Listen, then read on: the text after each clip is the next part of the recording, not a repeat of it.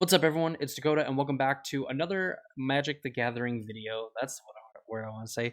And we're going to be recapping Regional Championship Washington, D.C. that actually took place this past weekend, October 4th through the 6th, where we're going to go over kind of my personal tournament experience, kind of how I did in the tournament, because I actually got to play in my first ever regional championship, which is very exciting and kind of a fun experience as well, and just a lot of good experience as a player as a whole. And of course, recapping the tournament in general, going over kind of the day one metagame breakdown, day two metagame breakdowns, some of the records from day one, and of course going down through the top 8 and giving some of my final thoughts on the regional championship and SCGCON, partially SCGCON as a whole. But of course, before we get into any of the information and we talk about what happened at the regional championship and at SCGCON, if you're already subscribed to the channel and you want to see more videos from me where we post mainly about the Modern and Pioneer format, as well as do some other longer form videos and potentially getting into Standard once we get into the Standard RCQ season to qualify for the next set of regional championships past Charlotte and Portland.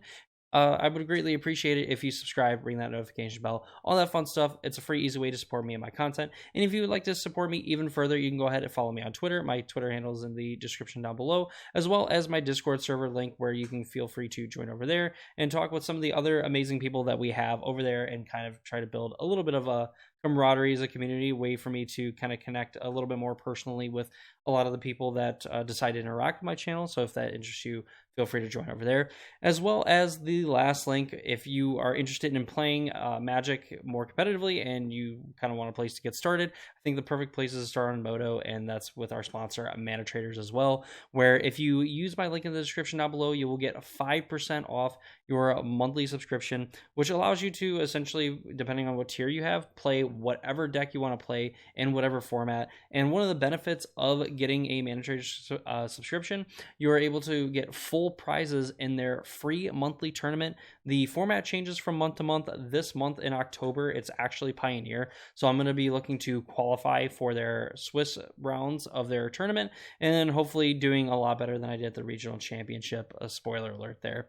With all that said, that's enough rambling for me. Let's go ahead and kind of get started into our little show here. So first off, we're going to start with what you got for just showing up, which was really cool because a lot of players were showing off some of the pins they got from DreamHack for getting to compete in the regional championship. And SCG definitely went pretty big with theirs. I'll see if I have it around here. Of course, I had to put it away somewhere so it was actually safe, crazy enough. But just for showing up, you got this competitor kind of badge that, just has regional championship on it. It's like made, I'm not going to say it's necessarily metal. It's like kind of, it's basically metal. It's a nice solid piece of work. It's awesome, honestly. I have it kind of going with the playmat that you see in the background that's signed by a ton of pro players. Got it signed, got my playmat signed by Cedric Phillips and Patrick Sullivan. So that was just kind of like a cool thing for me, so I can actually just retire that playmat and just kind of use a different one for when I go to events and things like that. You also got the Seasoned Pyromancer, says it's a secret layer prize. I don't have any like prices or anything like that on it, but nonetheless, it's a pretty cool promo, and just how it looks on your screen is exactly how it looks in real life. It just doesn't look like a real card. It looks pretty sweet. I wish the card was definitely playable, because I would definitely be trying to find a play set of these to play, or at least however many I would need to play whatever deck in Modern. But these were just some really cool prizes, really neat ways to kind of start the day. And again, just like a competitor badge that is just absolutely amazing. Every player got it. Some of the commentators as well. I had seen, Patrick, I think, posted, or I had seen him that actually had one that said like broadcaster or something to that effect instead of competitor up at the top. So definitely really neat. A very cool kind of memento to kind of take, especially if you didn't do well in the tournament. Just kind of like two cool things that you got for just qualifying for the event and then showing up for the event. So really neat there.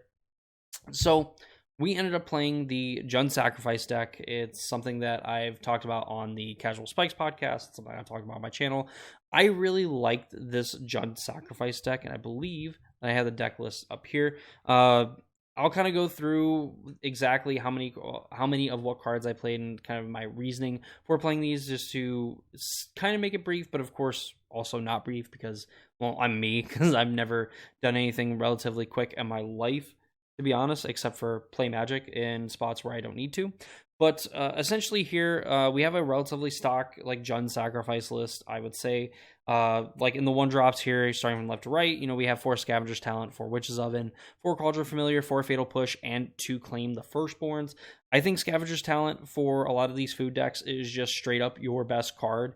That's not obviously Witch's Oven, Cauldron Familiar, because that just kind of unlocks a lot of these other two, I would say, I guess, support cards, but they're kind of important because they're going to end the game a lot sooner than, just looping a Cauldron Familiar over however many turns, especially with kind of how the metagame shook out. But like Scavenger's Talent allowing you to, make a food whenever a creature you control dies. It only triggers once each turn, but if you have like 2 ovens and a cat, you're going to be able to essentially generate 2 extra food as you go through. And then, of course, as you level it up, you're going to be able to mill to sacrifice, you're going to mill a player whenever you sacrifice permanents, meaning that you can mill yourself to kind of set up your combo in the future, or eventually just mill your opponent if that's kind of like the game plan that you end up being on. And then once you get it to level 3, sacrificing 3 other permanents to get a creature back from your graveyard, it's gonna have a finality counter on it. But that's pretty huge when you're able to get back a Yigra, and then you have 2 Cauldron Familiars that you can just kind of loop back and forth to kill your opponent with infinite life loss from the Cauldron Familiar, or you're able to mill your opponent out with a Scavenger's Talent.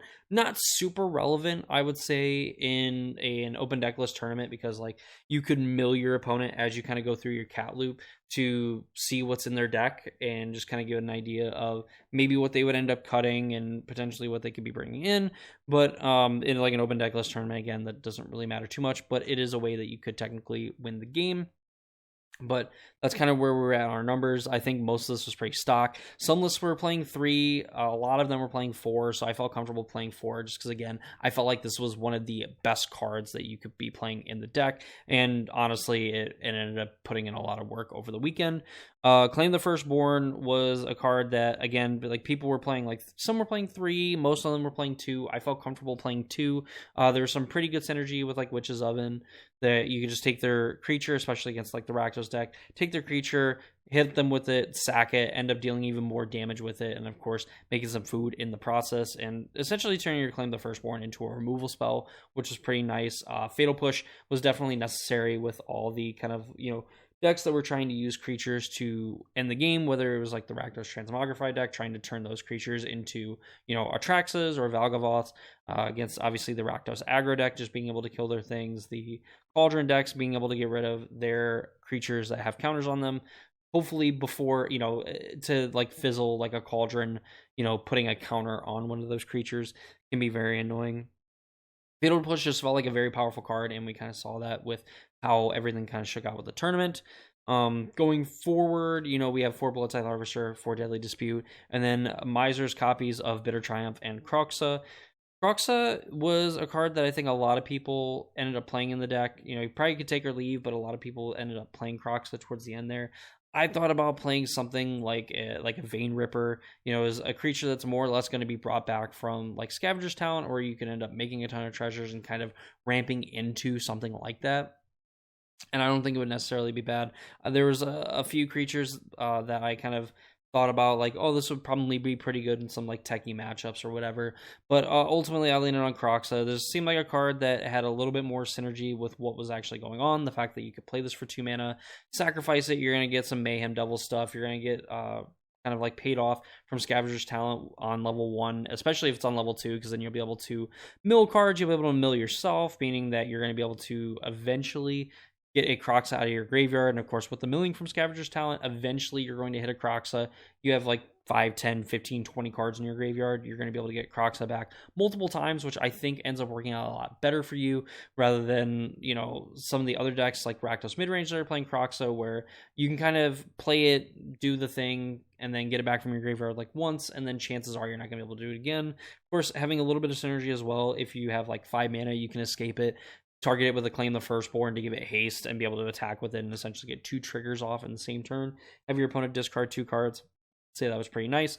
Deadly Dispute, Bloodside Harvester, I think those are just cards that absolutely need to be in the deck. There's some copies that were playing like 3 Blood Tithe Harvester or 2 Blood Tithe Harvester. I personally like playing 4. I liked having access to the blood tokens. It just created more permanence for Scavenger's Talent level 3 to kind of get back, and then also being something you could sacrifice. So even on level 2, you're able to mill and then potentially draw cards. Also getting to be like a discard outlet for Ygras if you drew them, or even like Cauldron Familiars if you just want to like kind of like sack food to get into play to kind of benefit from your other like sacrifice synergies. Also, like with a flipped Fable, like Blood Tithe Harvester, you know, if you have like 2 blood tokens on the battlefield, or even just 1, and then you were making a copy of Blood Tithe Harvester, you were going to essentially have a removal spell on a stick with like Fable and Mirror Breaker, and of course making tokens on their end step, flipping 2 Fables, and just being able to make a ton of Fable and Mirror Breakers to then maybe copy potentially a bunch of Mayhem Devils to then end the game that way, or even a bunch of Cauldron Familiars and attack, whatever the case may be. There's just a lot of things that you can do with Fable and Mirror Breaker specifically, but like Blood Tithe Harvester, when you're not going crazy with Fable, is pretty good because it's just a removal spell, and then again, it sacrifices, so you end up getting paid off for some of your sacrifice synergies. Finally, rounding it out, the 4 full play set of Fable and Mirror Breaker, the 4 Mayhem Devil, and the 2 Ygra. Ygra being the reason to essentially play green in like the more Rakdos sacrifice shell. Simply for the fact, like we pointed out earlier, if you have a Cauldron Familiar in play, Cauldron Familiar Graveyard, and a Ygra in play, then you're able to sack Cauldron Familiar to the 1 on the battlefield to bring the 1 in the graveyard back, and then drain your opponent for 1, and then sacrifice that 1 to then bring the other cat back, so on, and keep looping this. And even if your opponent gets tries to interact with the graveyard and anything like that, if you have excess food tokens or other creatures, since Ygra makes them food tokens, or essentially makes them food, essentially does make them food, you're able to sack those creatures in response, get a cat back, get a trigger, and then sack the cat to try to bring the other one back. Makes it a little bit harder if your opponent's trying to remove Ygra as well. They also have to essentially sack a food, which a lot of the time is just going to be sacrificing a creature, so kind of like a Vein Ripper style, and really you could just end up kind of blowing that play out, where if they only have like 1 or 2 creatures in play, you end up playing a few removal spells, or, you know, you can have Mayhem Devil kind of ping them down and get rid of their creatures so they're not actually able to pay the ward cost on Ygra to actually get it off the battlefield. The mana base, 4 Crypt, 4 Blackleaf Cliffs, 4 Pathway, you know, and 1 Sulphur Springs, you know, is like our red-black base, 3 Overgrown Tomb, 1 Blooming Marsh, 1 Swamp, 1 Mountain, a Castle Locthwain, a Den of the Bugbear, and a Hive of the Eye Tyrant were kind of like my, well, I guess the Castle, Den, and Hive being my utility lands of choice. I probably maybe would have leaned towards playing green-black if I had to choose like a color combination. Green-black over the Rakdos version, and being more in the combo, and then just being kind of a green-black-ish mid-range deck. But I also think it's very hard to kind of go against a lot of the red cards that are in this deck. I think Blood Tithe Harvester is great. I think Mayhem Devil and Fable the Mirror Breaker are awesome. So maybe if I had to pick a 2-color combination, maybe it would really be just kind of getting rid of the Ygras and some of the green cards and playing more of the red-black build. But that's just kind of where I'm at. I did like the Jund build a lot. I think that there's definitely some room to kind of improve and kind of tweak things, but overall I was pretty happy with this main board list. The sideboard I didn't end up absolutely loving after the event was over. We had 2 Ashiok. I felt like the Enigmatic deck was going to be pretty popular, so and it ended up being decently popular. I wanted a card that could deal with the graveyard relatively easily. Also has like some synergy where we can kind of fuel our graveyard while getting rid of their graveyard, or just mill them and get rid of 4 extra cards. Also the fact that they wouldn't be able to tutor. It just felt like a really nice thing to have, so I was really happy with the Ashioks. 4 Thoughtseize, I don't know if you need to play 4 Thoughtseize. I think there's a way that you can adjust the main board where you could maybe take out a Bitter Triumph if you don't want the extra removal spell, and maybe a Blood Tithe Harvester. Play 2 Thoughtseizes in the main deck. Thoughtseize seemed like it was a really good main deck card for this weekend. And maybe if you wanted to be like a 2-color like mid-range-ish deck, then you just wanted to be kind of like Rakdos mid-range. So you had access to, you know, like 4 main deck Thoughtseizes, but I wasn't very impressed with 4 Thoughtseizes in the sideboard. A lot of the time I ended up bringing in 3 because I felt like I was bringing in so many other cards for the matchup that, you know, maybe it was correct to shave another card to play another Thoughtseize, but Nonetheless, I didn't personally like playing, 4 Thoughtseize. If you feel inclined to play 4 Thoughtseize still, I think you can make some cuts to the main board, put the Thoughtseize into the main deck, and then leave them in the sideboard, and it opens up some other sideboard slots as well. We had 2 of the Haywire Might. This card was really good when it came up. Chandra's Defeat, I played this over Red Cat Melee. I thought about playing Red Cat Melee just for the fact that it was a more versatile card that you can play. But in this deck, we were playing, I believe it was 22 lands, and I think that the 5 damage that Chandra's Defeat did to red creatures was more impactful than the 4 damage that Red Cat Melee did to any creature, even though obviously there was like a slight downside. And there could technically be some synergy where if you just target a non-red creature or whatever with the Red Cat Melee, you sacrifice a land, you can mill cards with Scavenger's Talent if you have it on level 2, deal damage with the Mayhem Devil, anything like that. But I think dealing 5 damage is important because Jangotha seemed like it was a pretty important card for a lot of these decks. And, if you could just get desperate to that point, like you can take out Jangotha with a Chandra's Defeat. Obnixilis, the Adversary. This might be a card that I would consider playing 1 copy in the main. This card, when I got to play it, every time that I played an Obnixilis, it just felt so good, especially when, you have like a Blood Tithe Harvester, you end up getting kind of your value out of it. You attack with it, and then you play like an Obnixilis, you sacrifice it. You're going to get 2-3 Loyalty Planeswalkers on the battlefield. With the Scavenger's Talent, you're either going to be able to potentially mill your opponent, definitely at least make a food token off of it, and then start trying to eat your opponent's hand and kind of pressuring their life total in this way with an Obnixilis, the Adversary, or just getting to downtick both, make 2 devils, and again, like sacrificing these, you're going to be able to ping your opponent and also just like make Obnixilises a little bit better because now your opponent has to get rid of 2 devils instead of 1. You can start gaining some life and swinging some races in your favor. And then we have an Abrupt Decay, Molten Collapse, round out the last of our sideboard cards. Of course, we have the Jangotha. I was really happy with the Molten Collapse. Again, this is like a card that I could take or leave being in the main board, but I do like having at least 1 copy somewhere in the 75. And Abrupt Decay definitely came up, but I don't know if Abrupt Decay is like the right card. Maybe you are just kind of like on a light green splash, and then you end up playing maybe another card like Molten Collapse. But Abrupt Decay was definitely pretty good in spots where it was good. I definitely liked having just the option of like an uncounterable thing for something like maybe a High Noon or like the temporary lockdowns and things like that, where they're just going to end up getting all of your like 1 and 2 cost permanents. Of course, your tokens are going to be gone forever, but nonetheless, it's like a way that you can kind of, do this on the end step of like control. They're not going to be able to temporarily lock down again. You get all your things back, and you can kind of try to either win the game that turn or force your opponent to have another temporary lockdown, which seemed like Blue-White Control was actually packing a lot of in this tournament. So that is my list. It's kind of my reasoning for some of these cards. And unfortunately, we didn't do that well.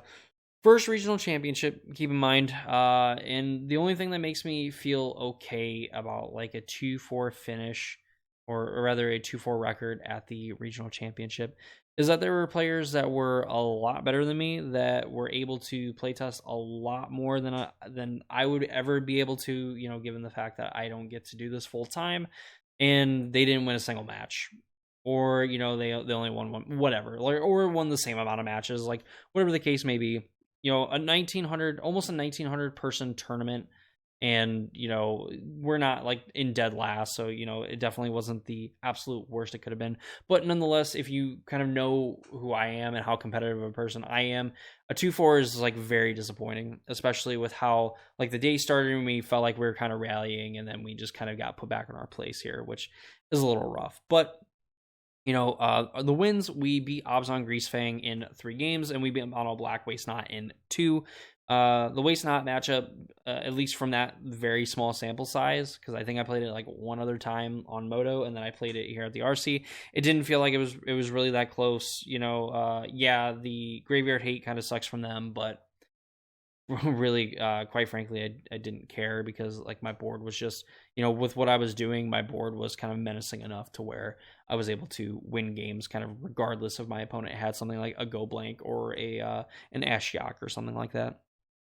Obzon Greasefang, this was one of the matches where I definitely felt like I got really lucky, where I felt like I was in an okay position, and then I ended up making a play where maybe I shouldn't have made it, but at the same time, like I need to end the game. So we played game 3, and my opponent had 2 cards in hand, and I went and played a Kroxa back from my graveyard. I was like, I'm going to play this. I'm going to try to win the game here in like the next few turns because I don't want to give my opponent the chance to top deck a Grease Fang or find a way to get a Grease Fang and start getting like Chariots or Parhelion into play, whatever. Well, my opponent ended up having Parhelion in hand and then being able to channel a Takenuma.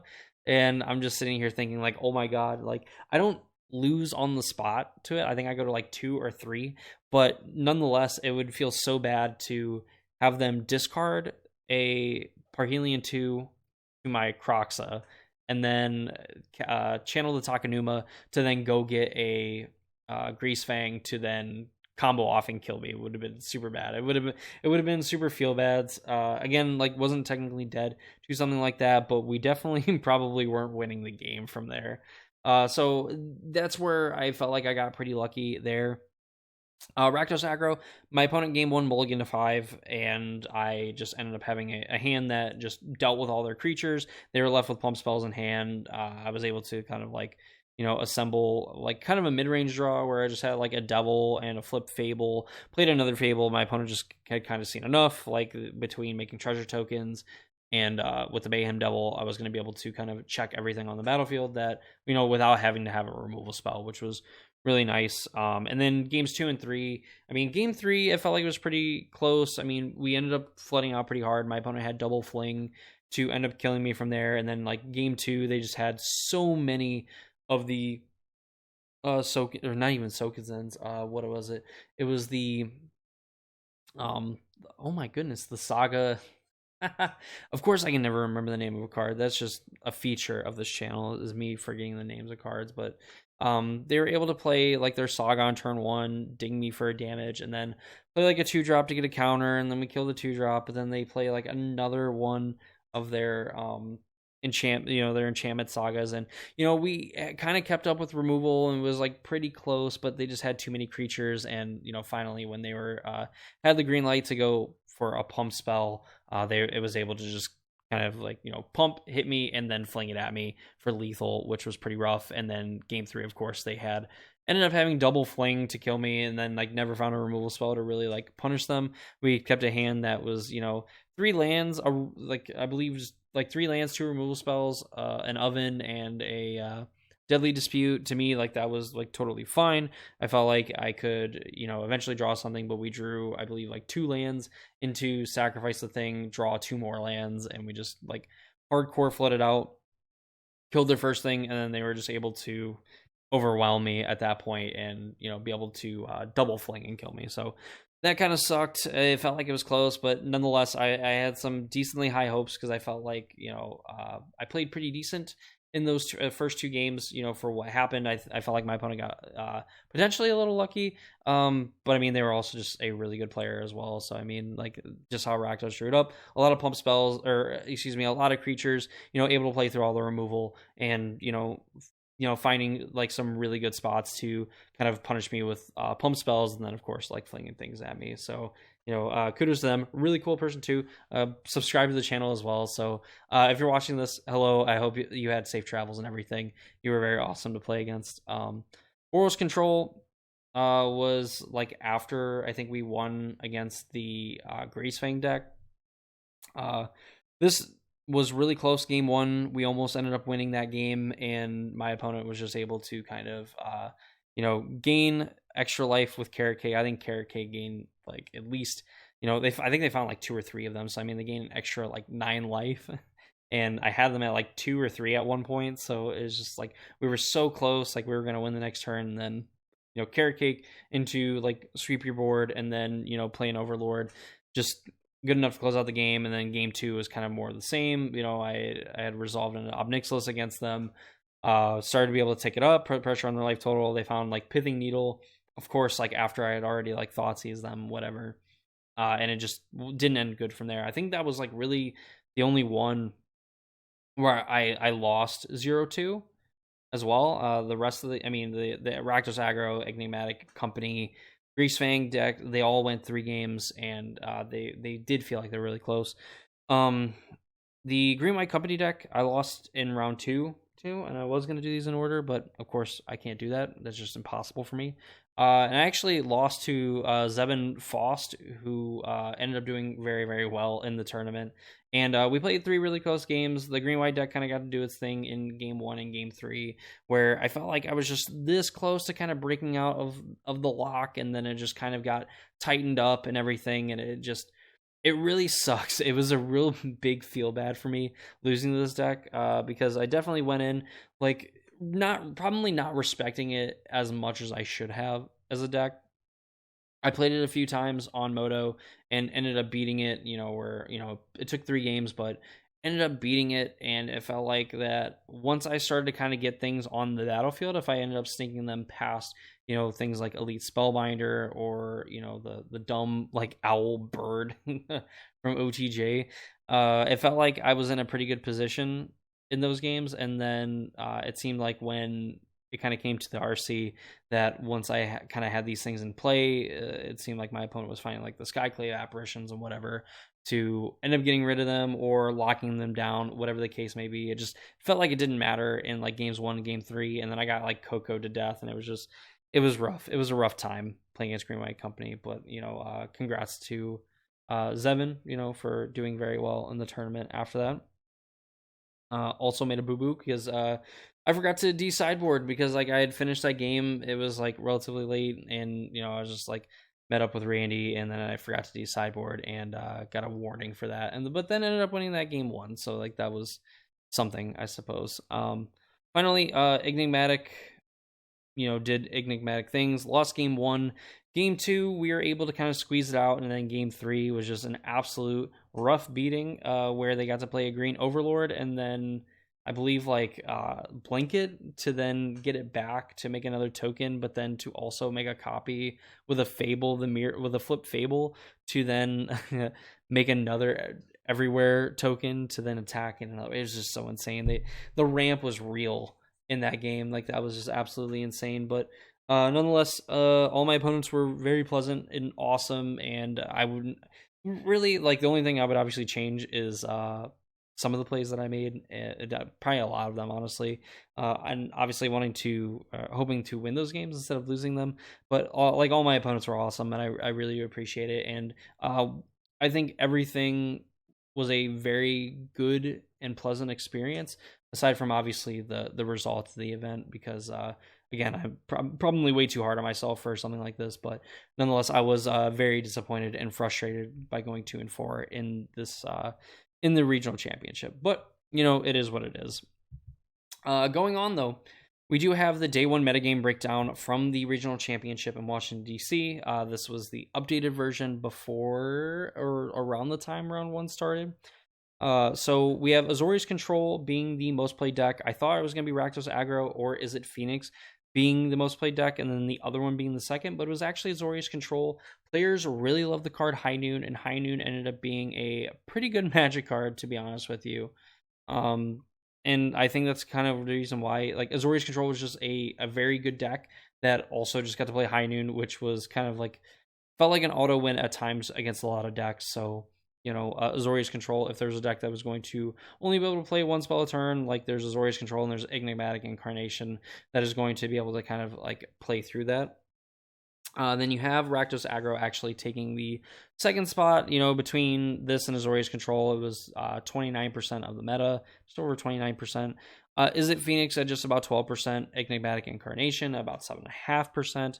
Rakdos Transmogrify at 6.8, Sacrifice at 6.7, and then we kind of have a little bit of a drop off where we have Gracefang decks coming in about at 3.7%. Mid-range, Rakdos and Mono Black mid-range at 3.3 and 3.2% respectively. Boros Control, Mono Green Devotion at 3.1%, Lotus Field Combo at 2.8, and so on.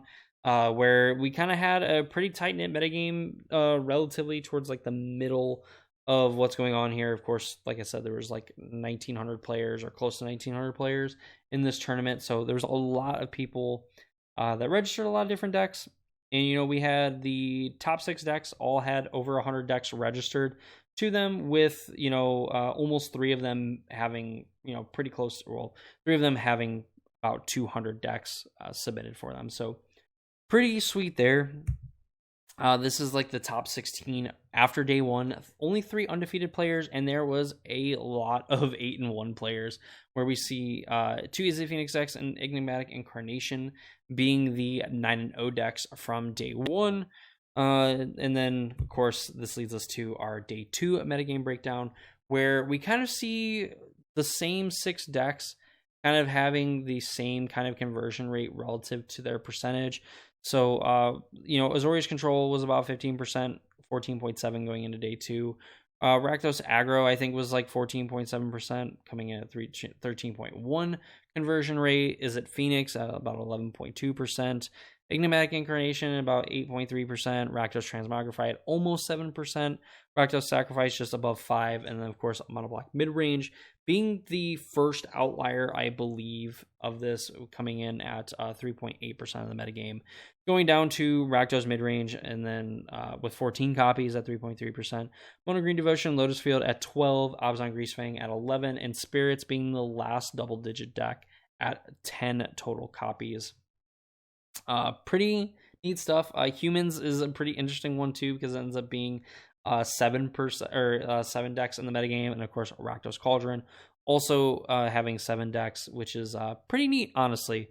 So like the day 1 metagame kind of translated towards the day 2 metagame, obviously with some shifts kind of past the top 6 decks in the format, where we'd seen, the top 6 decks from day 1 kind of doing their thing in day 1, getting into day 2 with relatively the same percentage, and then a little bit of shake up towards I would say the bottom half of like the decks that were available here, which after playing 6 rounds, we end up having our top 8, which is pretty diverse, honestly, even if it doesn't seem like it at first. So the only duplicate deck we have in here is It Phoenix. We have Ian Robb and Omri Goldenberg playing Is It Phoenix, at 1 and 4. So they both get to be on the play for at least the first. Well, I guess Ian Robb in this case having the play for however long he's in the tournament, and Omri Goldberg having the play if Eric Gray ends up winning, or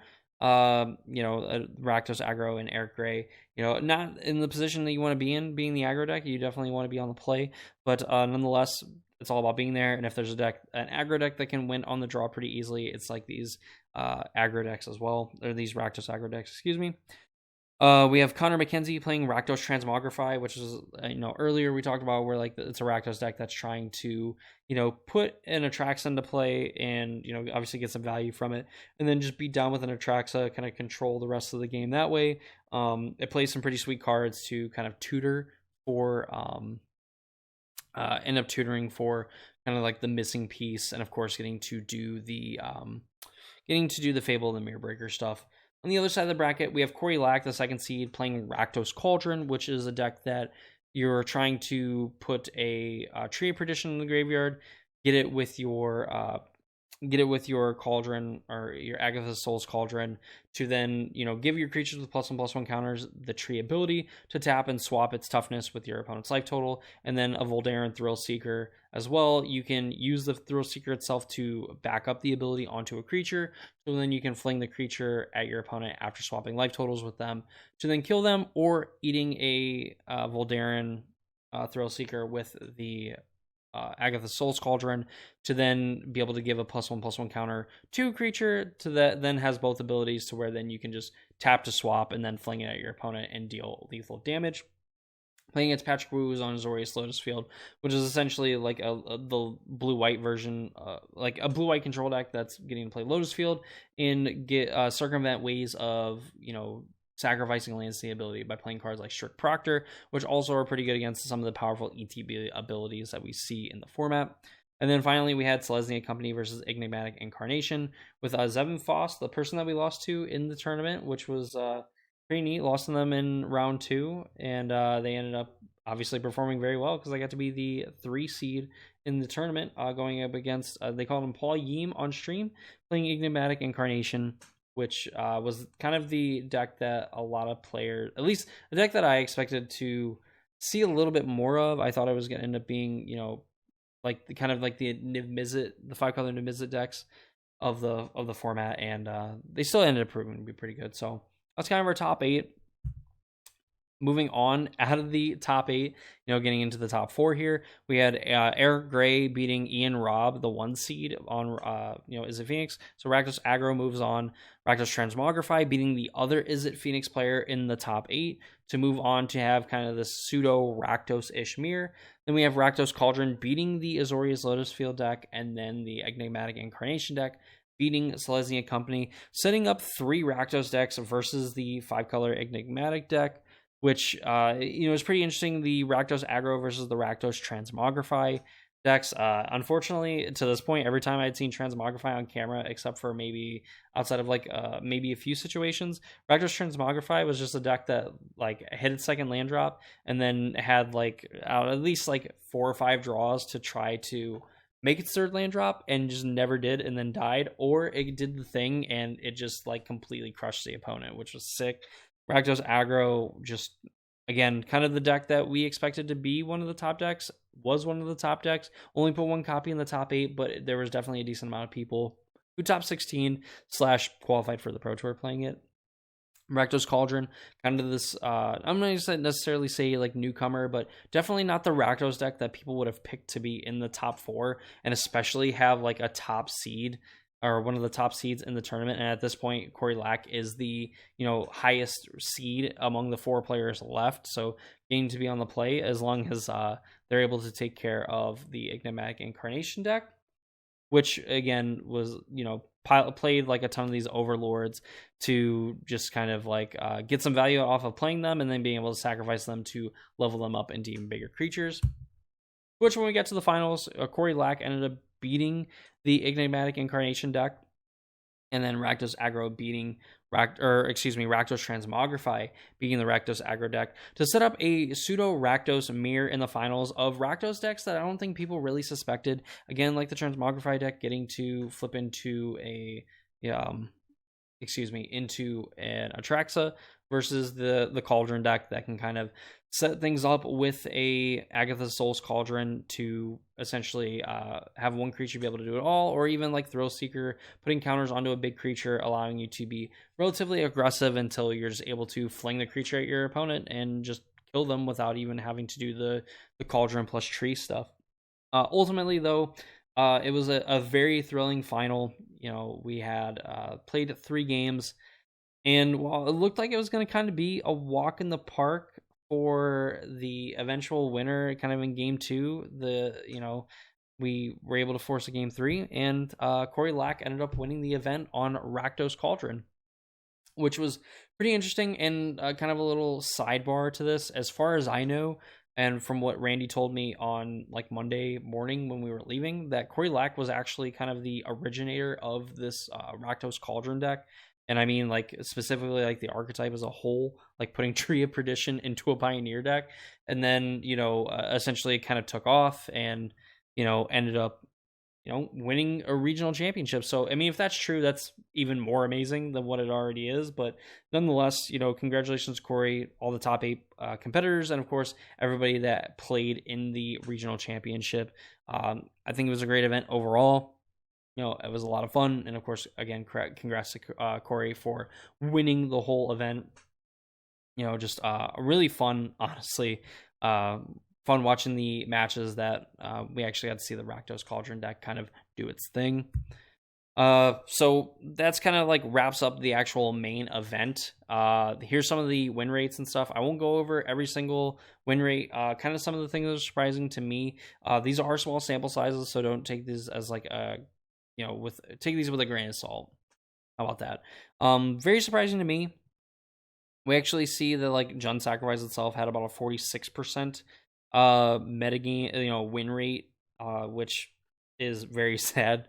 It's very sad for me, but kind of is what it is. And then Gruul Prowess as well is kind of a deck that was kind of talked about as I mean, this was kind of what people played before, we got some of the good red cards from Bloomburrow. So, the fact that it had a 46% win rate, but then you go all the way up, and then Rakdos Prowess only really has about a 4%. If I'm doing my math right. That's not right at all. About a 5% difference between that and Rakdos Prowess is pretty insane. When again, Rakdos Prowess and Is It Phoenix, at least in my personal opinion, were kind of my front runners to be the most played decks, and they were kind of towards the middle of the pack, a little bit better than a coin flip to win their games, where we saw Azorius Control kind of dominate the field and end up having an almost 54% win rate as well, which pretty interesting. I know I kind of talked a little bit from it, but if you want to check out like more of the Matrix and things like that, you can go ahead and pause the video, whatever, and check it out yourself. Moving on, some final thoughts of the regional championship in Washington, D.C. So my first point, I think SCG crushed it, and I kind of expected them to do it. I mean, they've been running SCGCONs for a while. Of course, they've had their own 10K events, and as far as like coverage, we had like Anurag Das kind of doing his thing and doing coverage at some of these, Star City Games some of these SCGCONs where we had these big main events. And when you have an almost 1,900 person event, or probably about that much, you're adding coverage to it. You're doing all these extra things. You're spending all this extra money. Like I said, the like the badges and stuff themselves, were obviously at least pretty well thought out. Like they obviously had some kind of like plan for it. The side events, there was always something to do. The vendors were great. Of course, again, that's like more part of like the con experience than it was the regional experience. But nonetheless, top to bottom, all of it I think was amazing. Of course, coverage was A1, as like kind of the motto for the weekend. We are so back, and they could not be any more right. It was just amazing. Cedric and Patrick doing an amazing job. I always think Ailey and Corey Baumeister are also just a very good commentator pair as well, and it was great. It was awesome. Like, while the only bad thing I can necessarily say for me personally, with it being two things, of course, my own personal record, and point number 2 here, where we need a fix for time rounds. So, as like a real quick like understanding of what's going on here, for this tournament, they gave you 52 minutes in a round. So like 2 minutes was swapping deck lists and kind of looking at your opponent's deck list, and then of course 50 minutes to actually play the games. With that said, when time was called on round, it was pretty common for a round to go at least 15 minutes over, and I say at least 15 minutes because there was plenty of other rounds between this and like the 10K where it was like 20 to 30 minutes past time on round, which is absolutely ridiculous. When you have 20 minutes for we'll say even for like 15 rounds, you go over 20 minutes in each round. You're over like 300 minutes, which ends up being like 5 hours of you have 5 extra hours added onto a tournament where you expect a round to take probably about an hour, would be my guess. I guess if you want to say like 2 minutes over an hour, because it's actually like 52 minutes, whatever the case may be. But nonetheless, like, we need to have something for it. Whether snow play needs to be enforced a little bit more. Obviously, there's probably some cases where players are trying to play relatively quick. It's just like a super grindy game. Maybe they take like a turn or two to kind of tank for a minute or two to make a decision. Nonetheless, like, something like this needs to be addressed and needs to be fixed going forward, because having an event this big where you're having this many rounds, and the 10K having 10 rounds, and players having to wait an hour 20 minutes after a round has started for the next round to start is absolutely crazy, and needs to be addressed in some way, at least for these bigger tournaments. I don't think necessarily an issue for smaller tournaments, but definitely big tournaments like this, you need to find a way to bring like round times down, whether it's again enforcing some kind of slow play or just changing how extra turns work when time on the round is called. Last point, please give us more Pioneer. Pioneer is such an awesome format right now. It's very diverse. While there obviously were, there's 3 decks that had just about a 10%, a 10+% metagame share for this regional championship. And of course, the top 6 decks were over about 5-6%, and there was kind of that drop off from there. Nonetheless, it feels like Pioneer is a pretty diverse format. There's various different Rakdos decks you can play. Control is a very viable, and even I would say like one of your best options in the format as far as playing some kind of control deck. You have various different combo decks that people are playing. It's just, there's a lot of good stuff going on with the format. I kind of wish stores for regional championships could, we didn't have necessarily seasons that featured certain formats, but certain stores could just run whatever format they wanted, and allocate certain spots for certain stores to only do modern, or maybe do like a standard modern and a pioneer, so each store ends up getting like 3 RCQs to hand out qualifications to players over the course of a season, and playing like the different formats and stuff would be kind of a neat thing to do for for Magic going forward. But nonetheless, we have the system that we have, and it's kind of unfortunate because we've missed out on some pretty cool standard formats in being able to feature some pretty sweet standard releases as well, with like Bloomburrow not really getting not getting a Pro Tour or anything major like that. Even like Duskmourn at least is going to be featured, I believe, at the World Championship. And Pioneer being probably one of the best Eternal formats currently right now, with how diverse it is and really, honestly, how great that it feels. It's a shame that we're not really going to get many more major Pioneer tournaments until later, where we end up having the first Pro Tour of the season featuring the Pioneer format. But yeah, that I believe is going to do it for me in this video. I hope you all enjoyed it. This decently extensive recap. We can definitely look over deck lists in another video. So if you want us to look at specific decks from the regional championship, or if you want me to just kind of go over the top 8, whatever the case may be sure to leave the comments down below what you would like to kind of see from that. Of course, subscribe to the channel, ring the notification bell, all that fun stuff. If you feel inclined to support the channel even further, of course, check out the links in the description down below. Join the Discord server. Follow me on Twitter. Use the link for Mana Traders, all that fun stuff. Get some money off of your monthly subscription and get on to Moto, play some Pioneer. Like I said, the format's great, and I absolutely look forward to playing some more Pioneer in the Mana Traders event, and hopefully here in the future as well, as long as the format ends up being just as good as it's been here lately. So that's gonna do it for me in this video. Hope you all enjoyed it, and I will see you all in the next one.